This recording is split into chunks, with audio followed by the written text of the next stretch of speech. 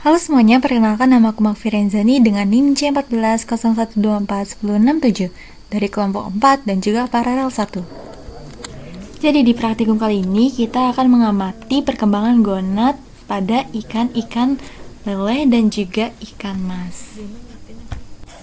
Praktikum kali ini berjudul perkembangan gonad dan gambaran histologis atau selular organ reproduksi ikan. Perkembangan gonad pada ikan secara umum berlangsung melalui tahapan pertumbuhan, diferensiasi, dan pematangan sel reproduksi. Fase awal ditandai dengan ukuran gonad yang masih kecil dan struktur yang belum berkembang sempurna. Kemudian mengalami peningkatan ukuran serta perubahan morfologi seiring pertambahan umur. Proses tersebut mencakup perkembangan sel germinal menjadi oosit pada betina dan spermatozoa pada jantan hingga mencapai tingkat kematangan gonad tertentu. Kecepatan dan waktu kematangan gonad berbeda antar spesies karena dipengaruhi faktor genetik, lingkungan, nutrisi, serta kondisi fisiologis ikan. Perkembangan gonad ikan ditandai dengan perubahan tingkat kematangan gonad atau TKG yang dapat diamati melalui karakter morfologi dan histologi jaringan reproduksi. Setiap tingkat menunjukkan perbedaan pada komposisi sel penyusunan gonad, seperti dominasi oosit pada fase awal hingga munculnya oosit berukuran lebih besar pada fase lanjut.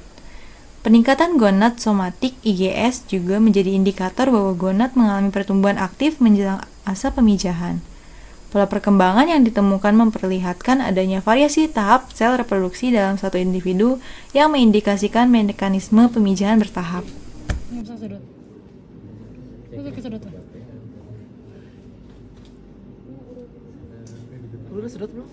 Jadi, kami hanya akan mengamati gonad yang sudah dibedah dan juga mengkanulasi ikan pada betina lele. Pada praktikum kali ini juga kami mendapatkan hasil bahwa ikan mas jantan berada pada TKG 2, sedangkan ikan mas betina berada pada TKG 3. Di mana gonad jantan pada TKG 2 menunjukkan testis yang berwarna putih membesar dan terbentuk lebih jelas. Sedangkan gonad betina pada TKG 3 menunjukkan adanya ovarium yang menonjol dan lebih kencang, serta menutupi rongga perut ikan mas betina tersebut. Selain dari ikan mas, kami juga mengamati perubahan gonad pada ikan lele, di mana kami mendapatkan ikan jantan pada TKG 1, sedangkan ikan betina pada TKG 2 dan juga TKG 4. Di mana lele jantan pada TKG 1 gonadnya masih berbentuk benang putih tipis dan tidak terlihat. Sedangkan TKG 2 pada betina menunjukkan adanya ovarium dan folikel yang berkembang. Sedangkan pada TKG 4 pada betina juga menunjukkan ovarium dan folikel yang sudah sangat besar dan bulat dengan isinya yang berisi telur. Hasil kanulasi pada lele betina juga didapatkan dengan telur yang sudah terbentuk berwarna coklat kehijauan, menunjukkan adanya kesiapan pematangan telur. Kita sedang kanulasi pada ikan lele betina yang kita analisis. Di hasilnya tuh sel telurnya tuh berada di TKG 4, yaitu telurnya tuh warnanya hijau coklatan, coklat kehijauan. Oke. Kenal yang ini ada tingkat TKG kedua betina, dan ini tingkat gonad keempat pada betina juga, dan ini tingkat gonad 1 pada jantan. Jadi di sini cuma ada benang doang lurus ya. Nah ini cuma satu. Ini dia udah membesar, udah ada telurnya juga. Kalau ini dia masih kecil nih. Ikan mas, ini tuh ada ikan jantan, ini ada ikan betina. Nah ikan betina ini berada di TKG antara 3 sama 4. Cuman untuk mengetahui dia 3 atau 4 harus dibutuhkan pengamatan mikroskop lebih lanjut lagi. Terus ini ada yang jantan, ini berarti yang putih ini nih. Jadi kisaran ada di TKG kedua. Pokoknya ini nih, kalau yang betina ini. Dengan hasil yang didapatkan menunjukkan bahwa gonad ikan mas pada TKG 2, gonad jantan masih relatif kecil dengan sel germinal yang belum berkembang sempurna. TKG 3 pada mas betina mulai terlihat pembesaran gonad serta perkembangan oosit yang lebih jelas pada betina, dan terlihat dari ukuran yang sudah lebih besar menutupi rongga perutnya.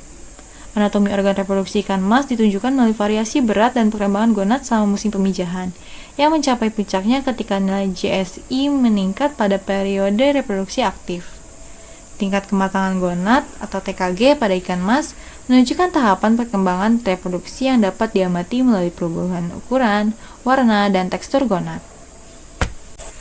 Hasil praktikum juga menunjukkan adanya TKG 2 dan 4 pada betina dan TKG 1 pada jantan untuk ikan lele. Tingkat kematangan gonad 1 pada Clarias atau lele menunjukkan kondisi gonad jantan yang masih kecil dan belum mengalami perkembangan sel kelamin secara nyata, sehingga aktivitas reproduksi belum berlangsung aktif. Terlihat juga bentuknya masih kecil dan tipis. Tahap TKG 2, ukuran gonad mulai bertambah dan secara mikroskopis terlihat proses perkembangan oosit pada betina ditunjukkan dengan bentuk ovarium dan folikel yang sudah mengembang. TKG 3 mulai terlihat pembesaran gonad serta perkembangan oosit yang lebih jelas pada betina ikan lele.